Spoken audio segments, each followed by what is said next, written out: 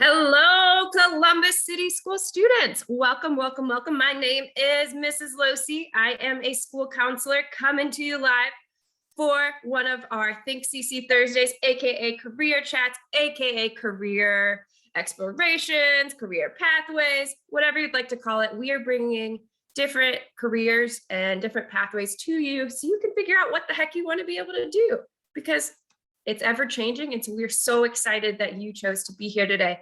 Shout out to Indy and Ola, who just signed in. So happy to have you all here today.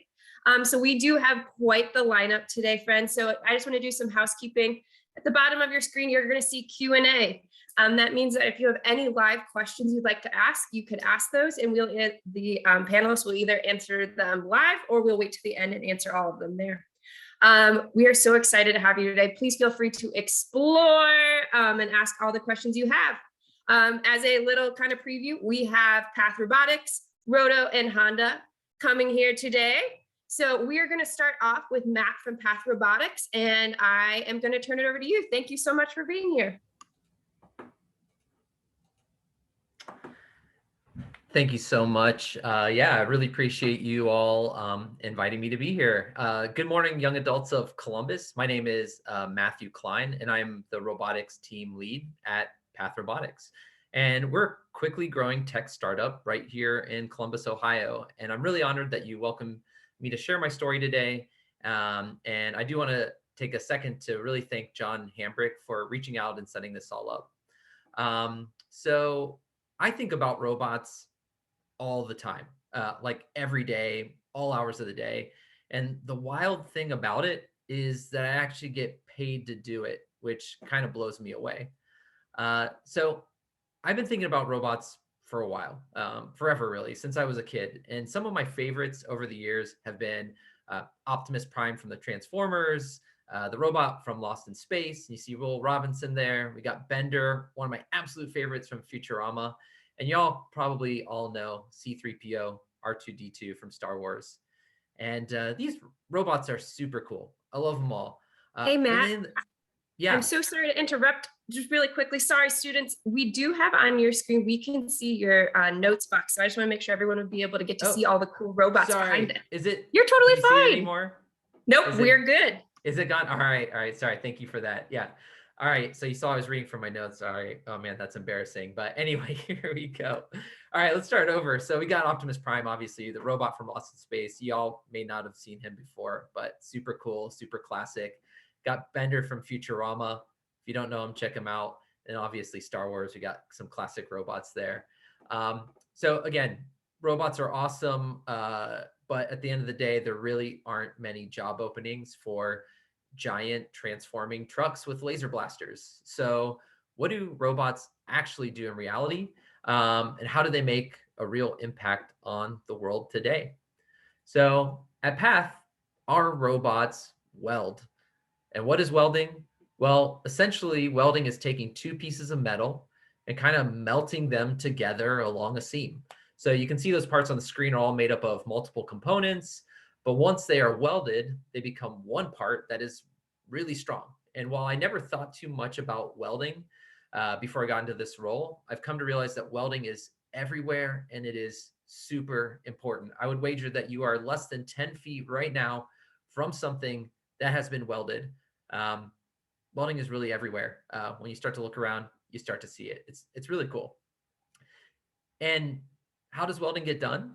Well, one way is by a skilled human with a welding torch, like you see here in the picture. In fact, talking about careers, one incredible profession, and I really can't stress this enough, is welding. The world absolutely needs more welders. The demand for welders is increasing exponentially. However, not as many people are going into the profession as they used to.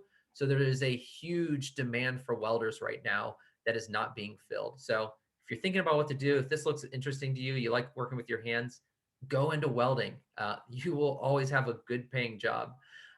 So what you're probably thinking is, well, if we can't find human welders, just get robots, right? Yeah, of course. Well, sure, robots do exist. But the problem is that current robots are completely blind and completely brainless. So it takes a human And you can see one down there in the kind of the right-hand corner to teach the robot exactly what it is that it should be doing. It uses its own human eyes and its own human brain to tell the robot how to move and how to weld. And if anything changes, a new part comes down the line, a part looks slightly different, it's in a slightly different place. The robot has no idea what to do and is completely useless unless the human comes by and tells it exactly what to do again. So what we at Path Robotics started to wonder is, what if you took the eyes and brains of a human and stuck it in the robot? Well, not literally, but this next video will give you a little bit of a preview as to what we're talking about.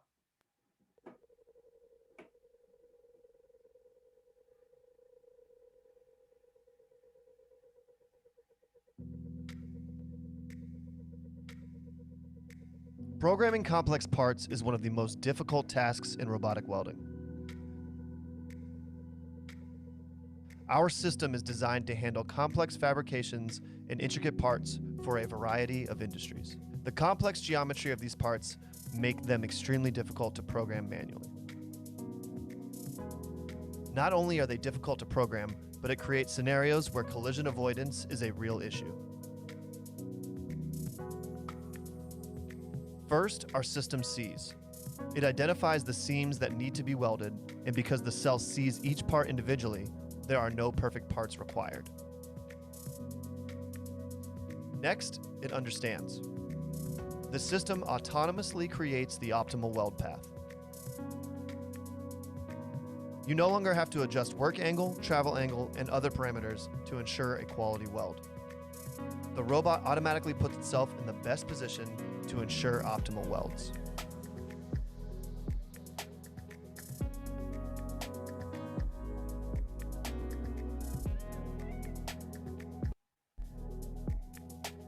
And finally, it welds. As the robot welds, it also collects quality information and makes adjustments on the fly. It learns from this data to make sure that the next weld is even better.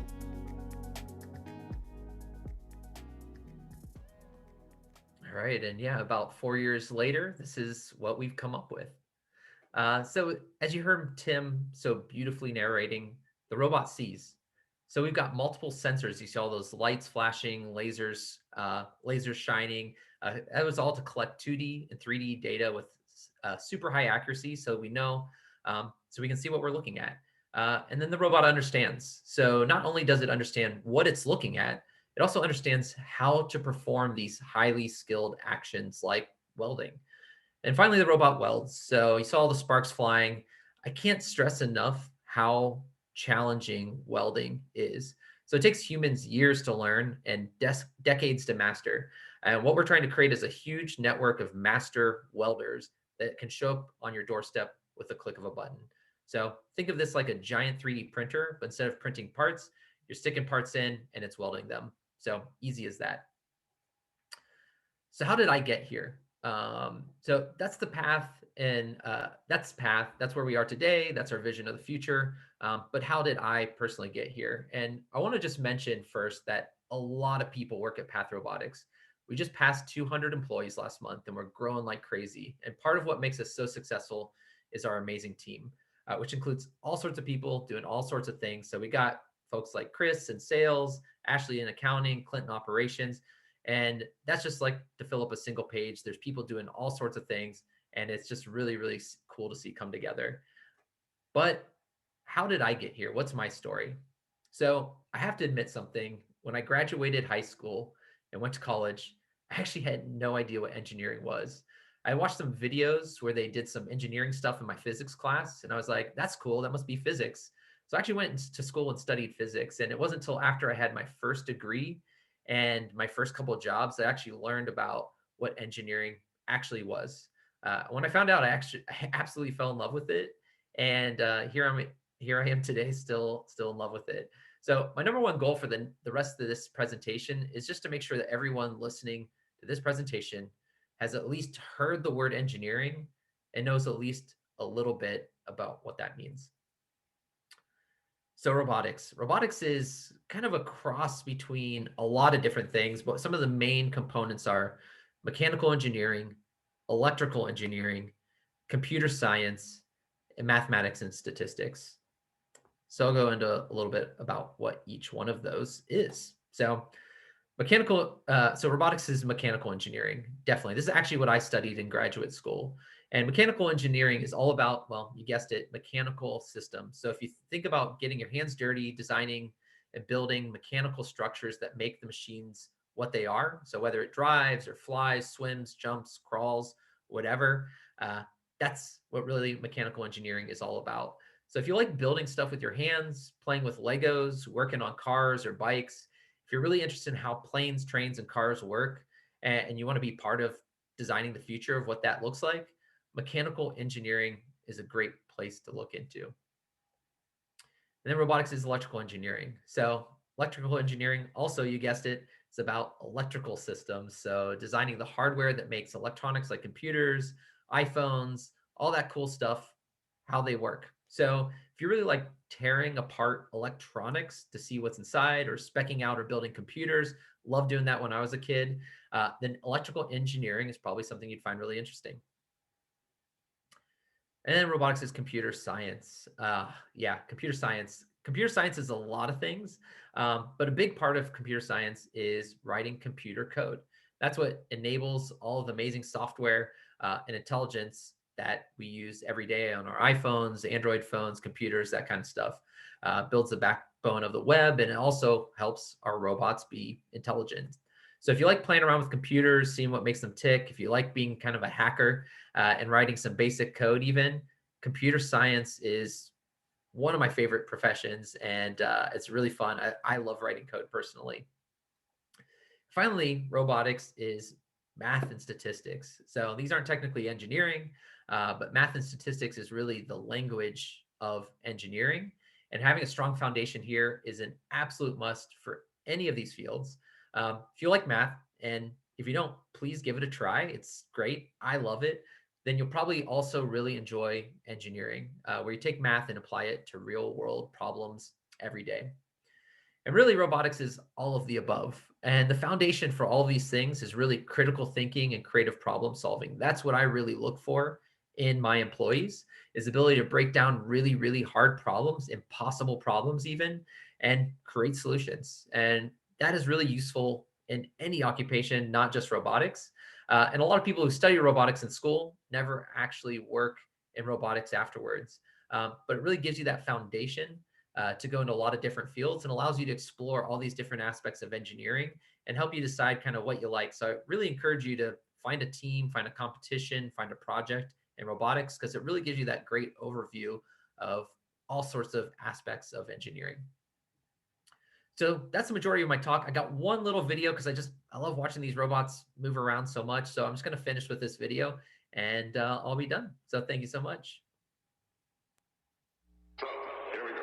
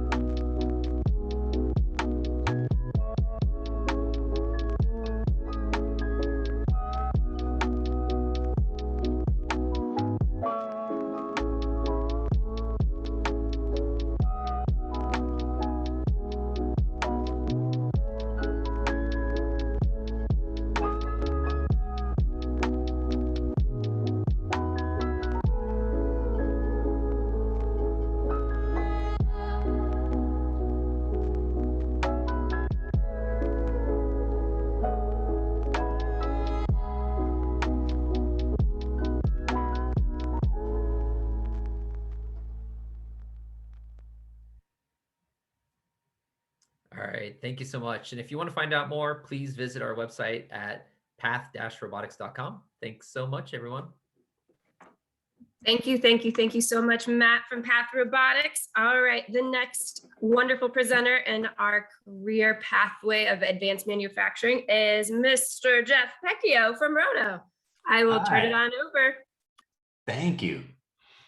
Let me share my screen here. Thank you, everyone. Thank you, Columbus City Schools, for having us. Oops, there we go. And oh, wait a minute. I'm sorry, guys. Now I'm sharing my screen. Okay. Can everyone see my screen? Yes, I can see your screen. Excellent. All right, here we go. Okay, everyone can see my screen and it's big, huh? My name is Jeff Pecchio. I run the fabrication department at Roto in Dublin, Ohio. And at Roto, we are a design build firm that does work for museums, science centers, zoos, aquariums, and all sorts of other attractions. Design build means just that what we design, we build for the most part under our roof in Dublin. So Roto started out as the in-house exhibit department at COSI here in Columbus. Hopefully you've been to COSI or you've taken some field trips out there. And when the work on the current when the work on the current COSI was completed, we used to call it the new COSI building, but I think it's over 20 years old now, so it's just the COSI building. But when it was completed, the team of exhibit developers branched out to form Roto. And so I just want to show you a few examples of our work, just so you get an idea of what we do, because it is pretty unique.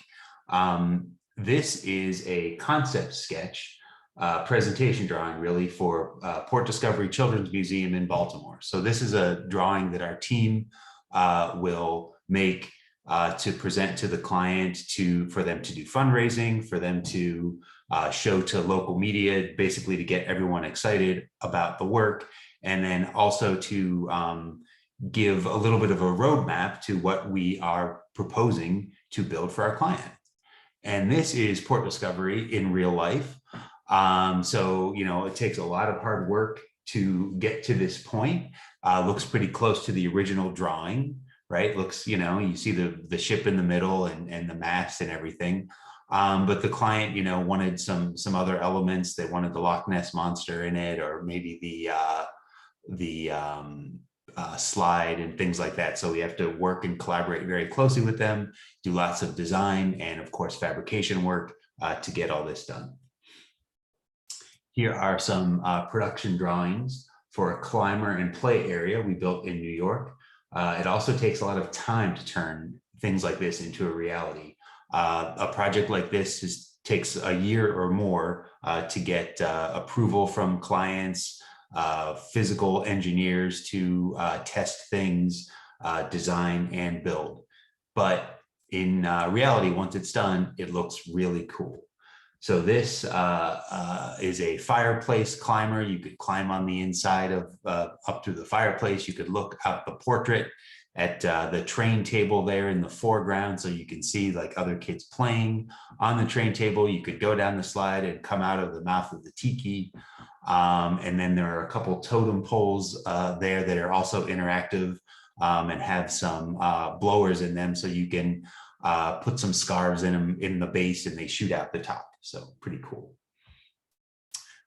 We also make exhibits that are interactive. So this is a 30-foot tall Plinko game at Science City in Kansas City.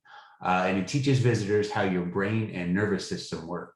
There's a lot of prototyping and testing by our electrical and mechanical engineers that goes into an exhibit like this, and we have to make sure that it will last for many years. And here is just a quick preview of kind of what it does. So basically, it's a big pinball game or a big video game. Well, I guess not a video game, but a big pinball game that you can play, and you could select where the balls go, and each different color there is a organ in your body. And this is the Dragon Flyer at the Dayton Children's Hospital. And we're really proud of the fact that we're able to make the real thing look so close to the original sketch we showed the client. And so from the original sketch to the final exhibit installed and operational, many skilled and creative people work very hard to turn this into reality. And this also has a little bit of interactivity. You could play with the wings through some of the turning wheels inside of the Dragon Flyer. It's called the Dragon Flyer because it's a mashup between dragonflies, which I guess are pretty prevalent in Dayton, and the Wright brothers' first airplane. So now, sorry, I skipped a slide. So here are just a few other things that we've done. The Ohio State House Constitution exhibit, the Science Museum of Virginia digital wallpaper, which allows visitors to adjust and play with different logos and graphics on a big projection wall, the Curiosity Children's Museum in Oklahoma, and the Bakken Science Museum in Minneapolis. So a lot of cool things we've done. So now that you understand a little of what we do at Roto, let's talk about how we do it. We follow a 4-step plan for almost all of our projects. So we'll follow a project all the way through our different departments, and you can see how this plan works. Projects start out, obviously, in the projects department. This is where we talk to clients, share ideas, and come up with a plan and schedule. We do all of our creative design work in this department too. So we have project managers, all sorts of designers, production designers, interior designers, industrial designers, and exhibit developers. Those are people that just try to come up with crazy ideas, trying to figure out, what would be, the most fun for our visitors. And the first step on our roadmap is called the ideation step.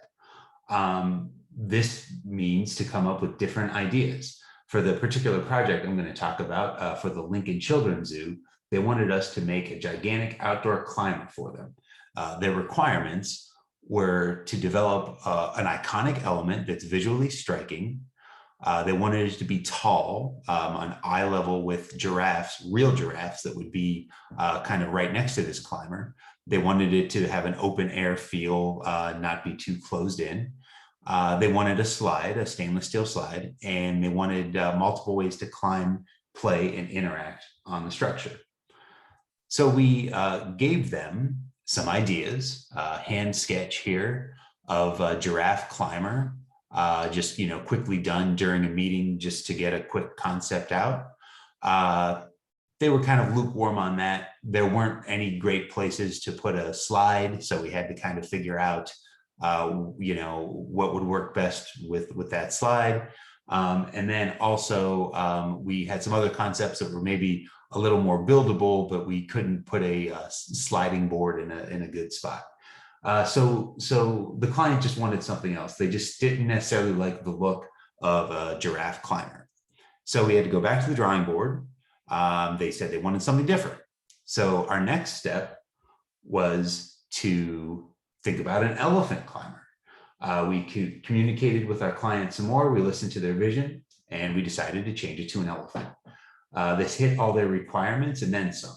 We came up with many new details that would be part of the climber. With the elephant, the slide was a much more natural fit as the trunk. The ears would have musical chimes in it. The tail could be a swing. We decided to put a little flower behind the slide that could squirt water and sneeze when kids come out of the slide. And we also decided to make the hat and the eyes kind of lookout towers. So as you climb through the climber, you can look at things around the zoo and the giraffes that might be right next to you. So our next step is the design step. And that's where we figure out how we turn the idea, the sketch basically, into reality. So we decide what form it'll take, how it will function, what types of materials we'll use, and what the colors will be like. We use computer drafting software to create designs, and we choose colors to make the elephant bright and iconic, just like the client wanted. In the design step, we do all sorts of research on materials and textures. For example, we needed to build something that can stand the weather, from freezing winters to hot summers in Nebraska. So we chose a hard sassafras wood and steel that we knew would hold up to the elements. We needed to choose the colors of the climbing nets and some shimmer walls on the flower, and even make sure that the stainless steel slide wouldn't get too hot in the summer. So lots of research goes into that plan. And here is the final concept drawing that we sent the client.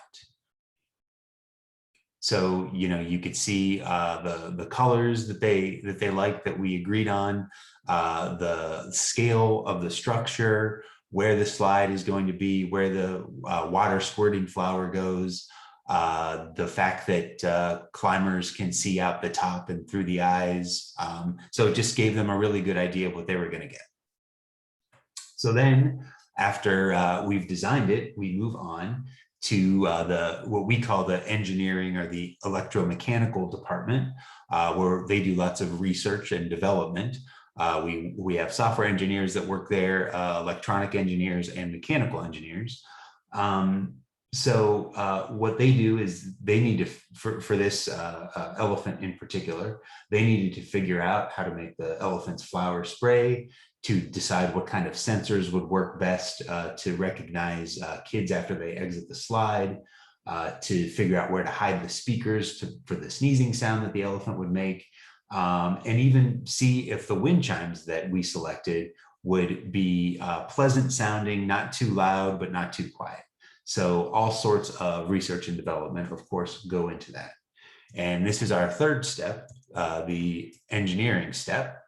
That's where we try to build all the cool interactive gizmos that go into our exhibits.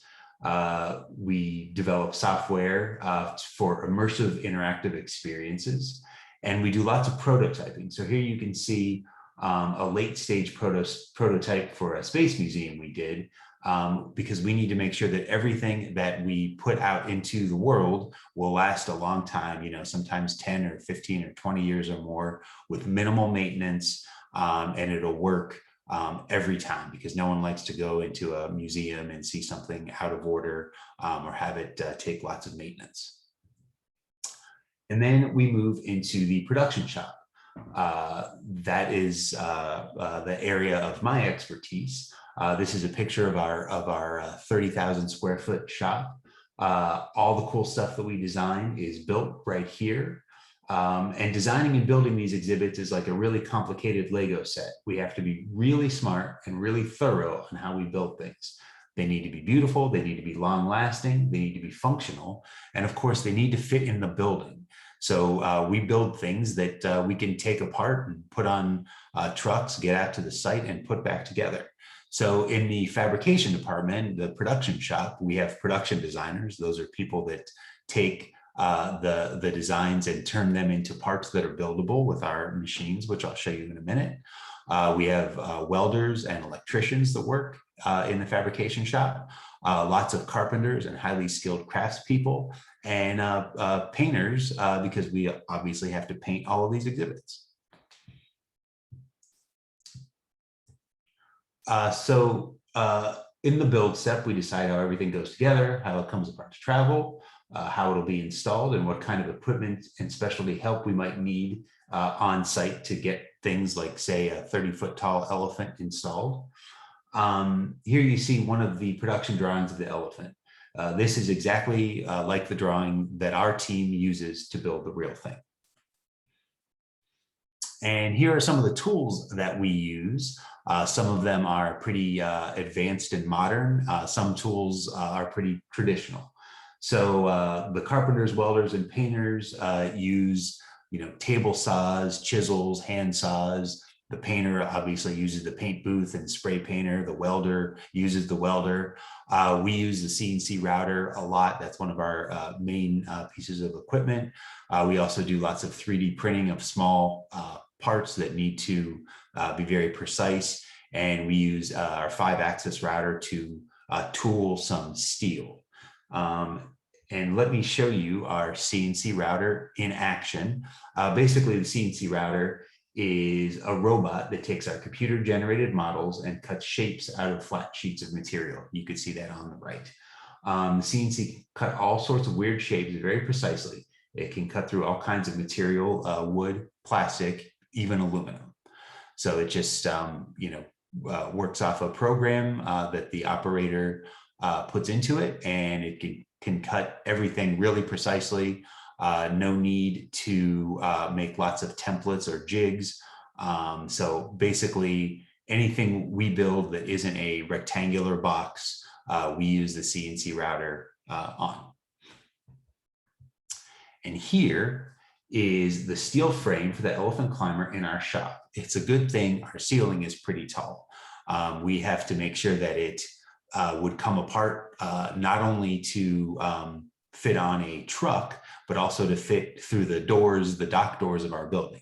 So you can see a seam in the center there where it comes apart, and lots of planning goes into building things like this, because you can't just build it in your shop and make it work. You have to make sure it can get on the job site and get installed properly. And here, from the hand sketch, is the climber in reality installed at the zoo.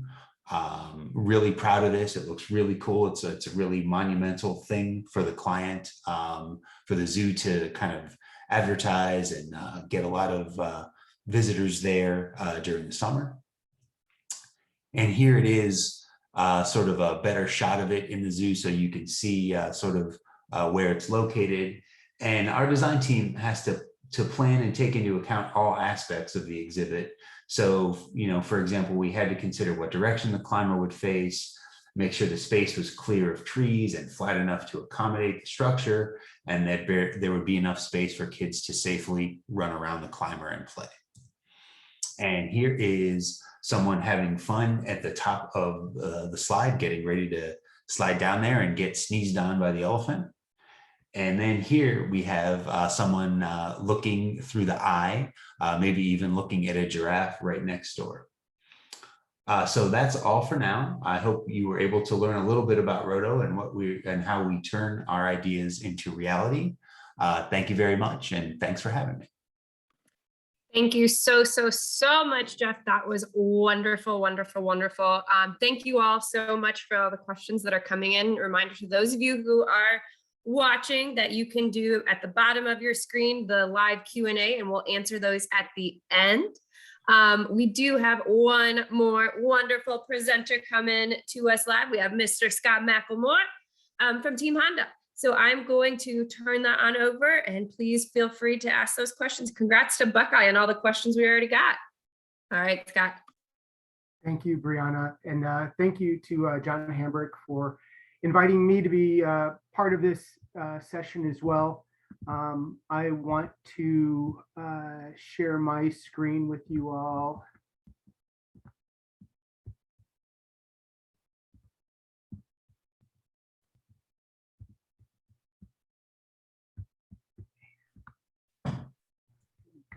All right.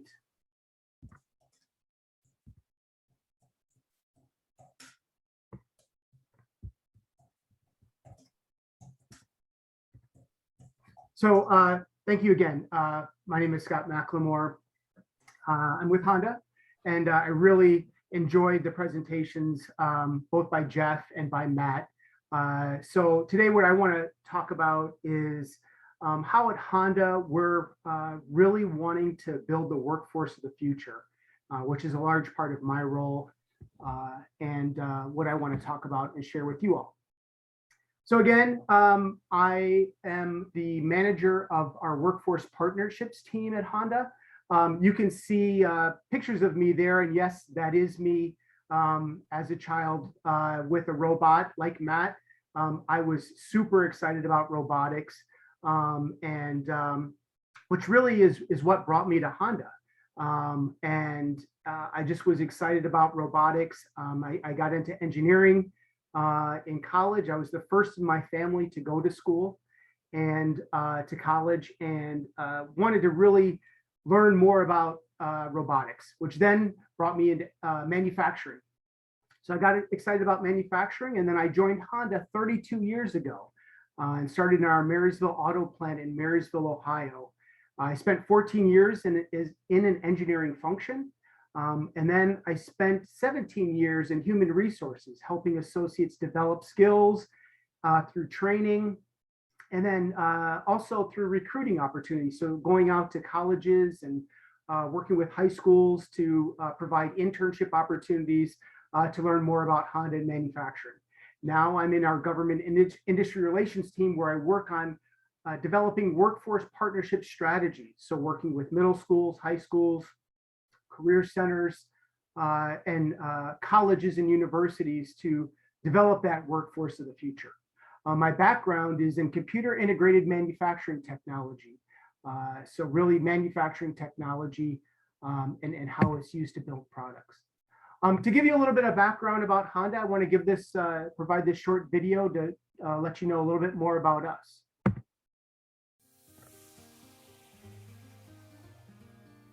Hello, I'm Scott McLemore with Honda's Workforce Partnerships team, and I'd like to welcome you virtually to Honda.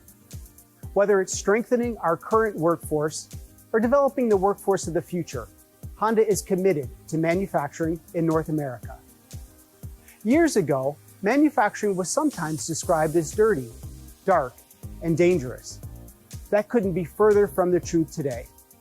Honda's manufacturing plants are fast-paced, dynamic, high-tech workplaces featuring cutting-edge technologies and opportunities for growth. However, don't just take my word for it. Take a look for yourself.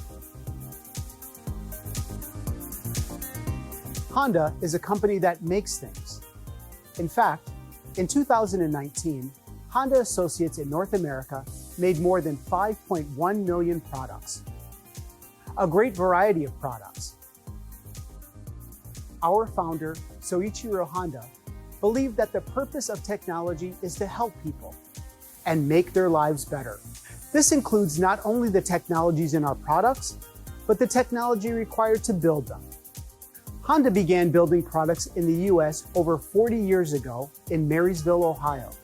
This served as the foundation for the production of automobiles in Ohio, which began in 1982 when associates at the Marysville auto plant began building the Honda Accord. That has blossomed into Honda now having 8 auto plants in North America, which in 2019 alone built some 1.2 million Honda and Acura vehicles in the United States. All told, Honda now has 12 manufacturing facilities currently in the US. These facilities manufacture a variety of products, including different types of vehicles, a variety of power equipment products, including lawnmowers, generators, and other power equipment products, the Honda Jet, and the turbofan engines that take it to the skies. Let's take a look inside to see some innovative steps we're taking in the manufacturing of an automobile.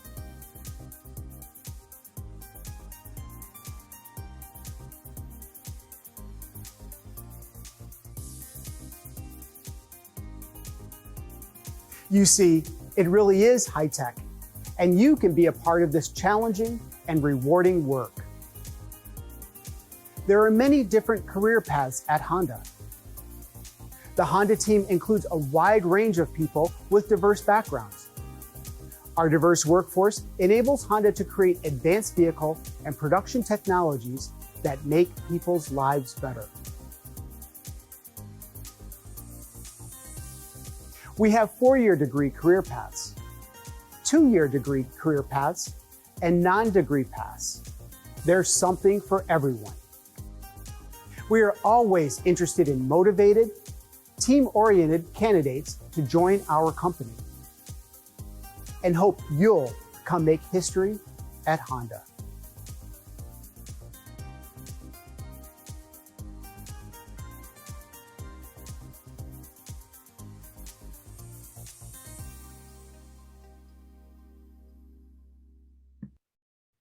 So that give you a little peek inside our operations in our business and what it's like to work at Honda.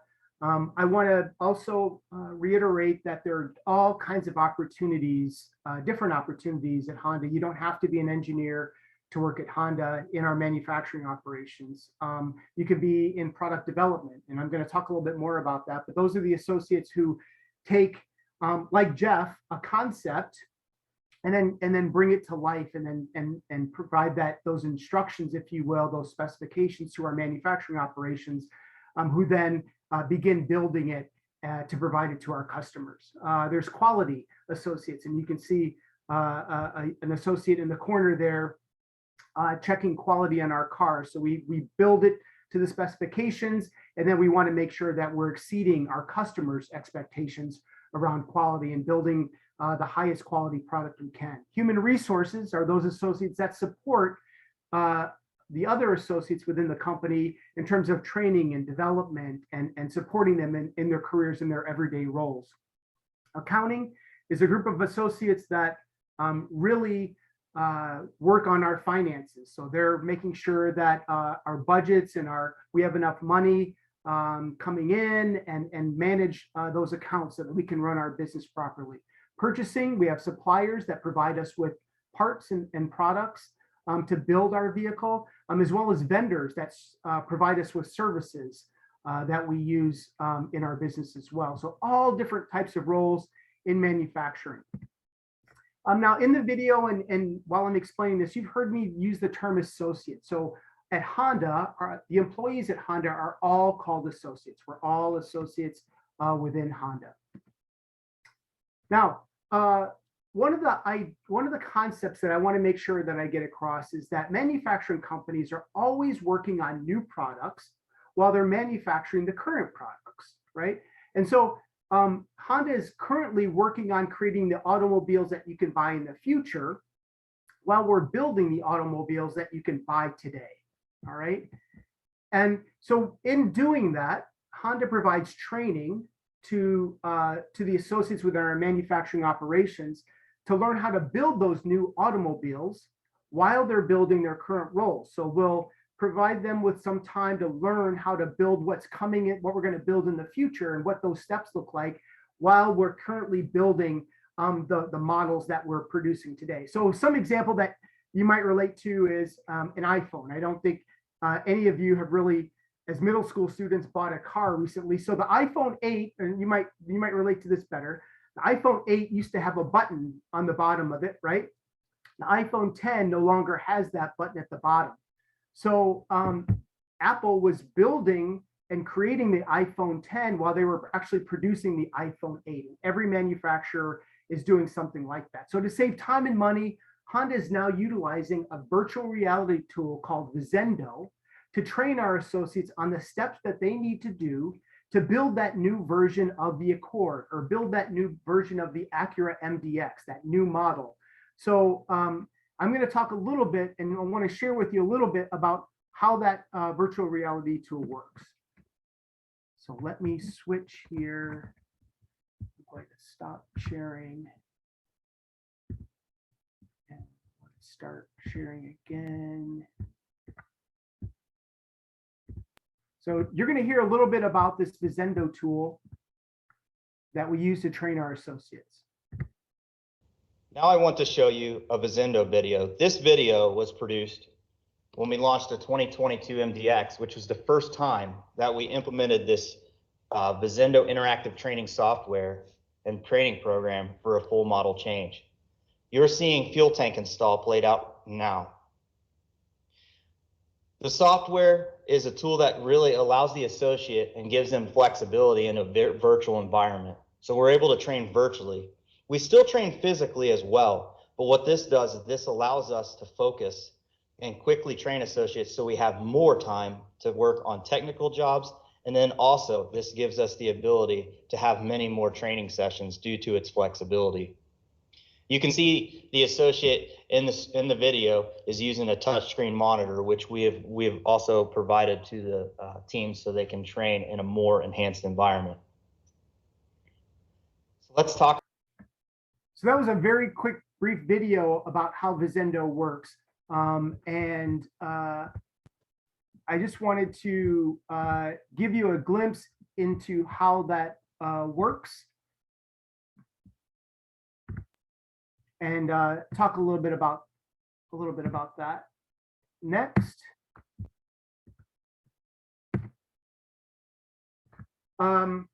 So with that Visendo tool, I mentioned that those associates, and you heard his name is Joey. He is the one that leads that team that builds that Visendo tool, or uses that tool and builds out the training for our associates who are learning how to build that new model. I want to switch and let you know something about something that you can use as middle school students to learn more about Honda. And that's a game that we co-developed with EdHeads called the Manufacturing Technician Game. And this is where you can put your math and science skills to work to help solve manufacturing challenges online. So I want to show you this video, and you can actually play this at home.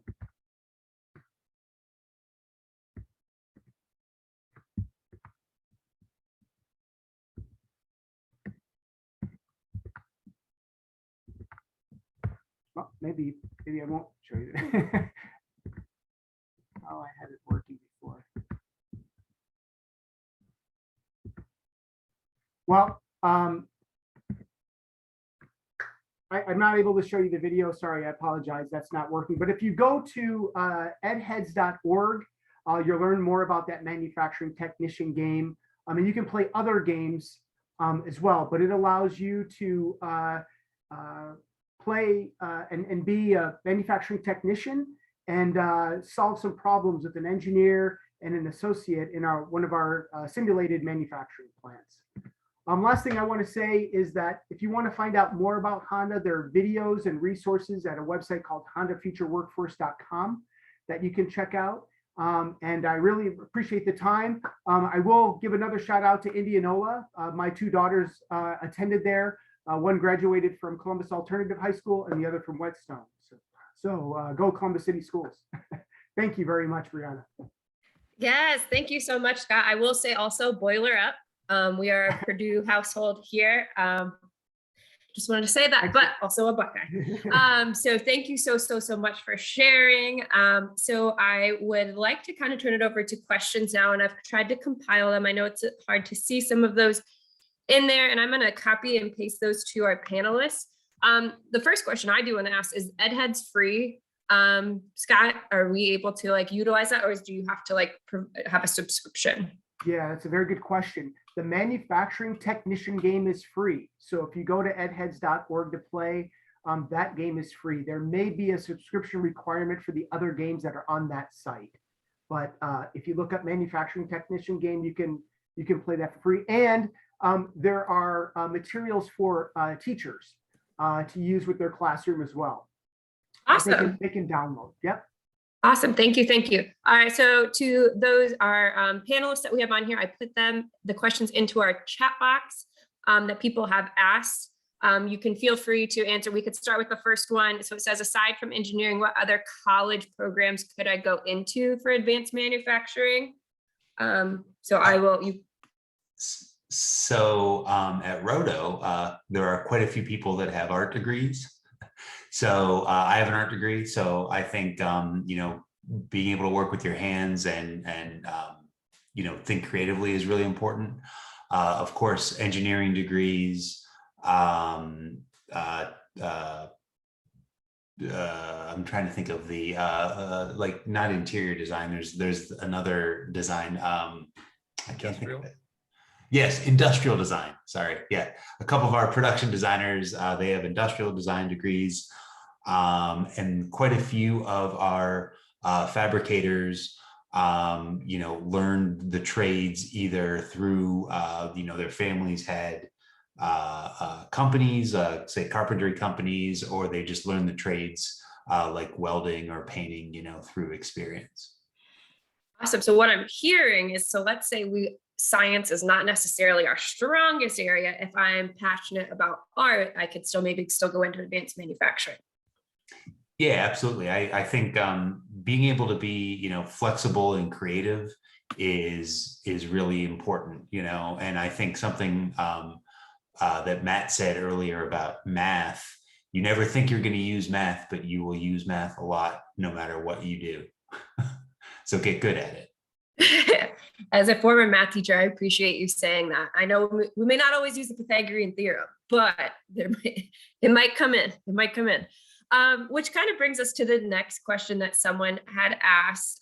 What classes should I be taking in high school if I'm interested in building robots? But maybe just what classes should you be taking? I know one of our schools on here, Wedgwood Middle School, just won some awesome awards at a robotics competition, and they're in middle school, but what can they be doing in high school if they're interested in this field? I can just hop in there real quick. This is Matt again with Path Robotics. So, I mean, I think, again, math and sciences all the way. Love math and sciences. I also got a ton of use out of, we had like back in the 90s, a programming class. It was kind of, I don't know how common it is now, but that really, really got me into computer science and how to work with a computer and how to make a robot do different things. And I think that's just really important no matter what direction you go. A lot of people write code at some point, and it's just like a really useful skill to have. So if you have the opportunity, I'd take it. And then you had mentioned competitions. I've learned so much, not only in high school, but also in college through competitions about not just about what to do and learning more about the skills, but learning what I like. Because you get a chance to kind of dabble in all sorts of things. If you like building the robot, if you like programming the robot, if you like wiring everything up, if you like leading the team and like organizing, that all of those things are needed when it comes to taking something like a robot and taking it to fruition. So definitely try to get involved in like FIRST Robotics or any sort of kind of competition or club that involves that kind of thing. And Brianna, if I could add to that, I think what Matt shared is great. The other thing that I think is an opportunity for students is to learn how to market yourselves, whether you're going to go on to college after you graduate from high school, or you're going to go right into the workforce and work for a company. There are opportunities within Columbus City Schools to learn how to develop a resume, how to interview. So there are mock interview opportunities. So I encourage them to speak with their teachers and the coordinators within the school to find out about what those opportunities are. I know that I'm involved with a group that offers that in Columbus City, and we're looking for as many students as are interested in doing those things. And it's a great opportunity for college and career readiness. So I would love to talk to you more about that, Mr. McLemore, because I think our school counselors have, that is one of our pathways that we really try to put a big focus on our students at all grade levels, K through 12. So thank you so much for sharing that. And one of the questions that came up was, did you always know you wanted to be in this field? One of the things in Columbus City Schools is we are constantly taking these different quizzes and tests to see what we're supposed to be. I think if I relied on that test, I would be a surgeon. And clearly that is not where I'm sitting right now. So did you all know, I know you showed pictures of the robots when you were younger, but did you know that this was going to be your field when you were in middle school or high school? I'll start. I did not. I didn't like Matt. I didn't know anything about engineering. My father was a bricklayer, and my mother was like an administrative assistant in hospitals and things like that. And like I said, I was the first to go to college in my family. So I had no idea. I just knew I liked technology. I was good at math and I loved manufacturing. So I became an engineer. So that's kind of my story. And then I had an opportunity to get into human resources. And now this is, I think, what I'm really passionate about is connecting with students and offering opportunities in manufacturing. Yeah, I didn't really have a great plan after I graduated college, even, with an art degree. But it is important, to market yourself, to apply for a lot of jobs. I think that if you grind, you can find something that you want to do. and that you enjoy. It's important to have a job that you enjoy. Yeah, I mean, I have same story here. Like I said, I bounced around a lot, all kinds of different jobs, everything from working on the back of a trash truck to a waiter to working at a civil engineering firm, to posing for art classes and, all kinds of random stuff. And I just always tried to find, things that really caught my interest and I was really passionate about. I just drove hard in that direction and just did as much of it as possible and found out how I could do more. And when people see you really passionate about the things that you're working on and really willing to dive in deep, that's what I look for when I'm looking at for employees and stuff. People who really take that initiative and have that passion, and have that add to the culture of our company. Awesome. Thank you. Thank you. Thank you. We do have one more question, but I do want to acknowledge what all three of them have said is that the importance of, like we say pathway, but the importance of your path and your journey you take for your career. I think that it's so important to work in the food industry. I think it's important because you get human communication skills. I think it's important to get to work at Kroger, to get to all of these different things. And that is okay because it gets you to where you're supposed to be, but you pick up skills along that way. So don't think just because you're in one spot that's where you have to be forever. The beauty of this program and of everything else is you get to explore. So the last question, which I think is a good wrap up, is does your company offer tours or high school internships? Yes. All the testing that Roto does on all of its exhibits, we have tours from almost preschoolers to high schoolers. We have internships for I think those right out of high school and in college as well. So we'll do tours whenever. If a school group wants to come, you can just find us on our website and we can hook you up. We we're not currently offering tours, but we will, fingers crossed in the future here. We love to have students come in, and we will go out to your schools as well. If you want a speaker from Honda. We also offer high school internships. It's a little bit challenging for us logistically with Columbus City schools and schools out in the Columbus area because we're so far away, but we invite students to come in once we're offering those tours in person and back in our operations again. So if someone wants to get a hold of me for that, I'd be happy to talk more about it. And yeah, like Scott said, COVID has definitely made tours a little bit complicated, but that is something, I love giving tours. It's one of my favorite things. So, if we can do it in a safe way and coordinate that, I'd be happy to, if someone wants to reach out to me directly, I'd be happy to try to coordinate that and make sure we do it in a safe way.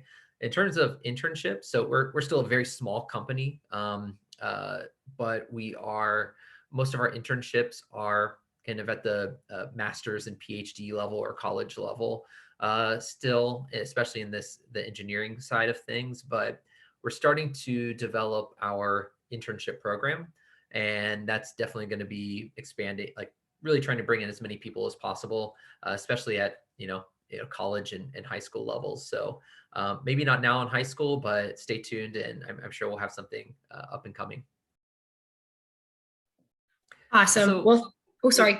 One last thing. I did see there was a question here about, is Ohio State a good engineering school? And I just want to say some of our best engineers come out of Ohio State, and they have a great robotics program and a ton of great programs. So definitely, keep your eye on Ohio State. They're awesome and have created some really great engineers that have joined our team. I'm glad that you acknowledge that. And also because in middle school right now, and even some of our high school students, we have a lot of students applying to Ohio State's Young Scholars Program, which is students who are the first person in their family to be able to attend college. And so sounds like that could be perfect. I do know that there are also not just in Ohio, but there are also wonderful engineering programs all over, but getting to explore those is the beauty of it. So please talk to your school counselors and adventure on school links. Scott, I saw you unmuted. I'm sorry. Yeah, no, just one thing to add to that. Like Matt we at Honda, we hire many engineers from Ohio State University and have a lot of success with them. We have a special partnership with them. I mentioned 2-year pathways in the video. And I just, with the Columbus Promise, I want to make sure that Columbus City School students know that Columbus State is also a pathway into Honda, as well as other manufacturers in that equipment service technician or industrial maintenance pathway. So can have some a great career with those 2-year college opportunities through Columbus State. So. Thank you so much for mentioning the Columbus Promise. We do have some high school students from Briggs on the call. So I know that that is a pretty big deal and an awesome opportunity our students have. Well, Matt, Scott, and Jeff, if you have anything else you'd like to say, please feel free. But if not, I want to say thank you so much on behalf of Columbus City Schools for being able to share with our students about our different career pathways, specifically in advanced manufacturing today. I think it is something that is always up and coming and something that many of our students are interested in. So thank you so much. And thank you to ESC, as always, with Mr. John Hambrick being a part of this and helping organize it. So thank you all so much. This is great. Thanks, Thank you. Brianna. Thank you.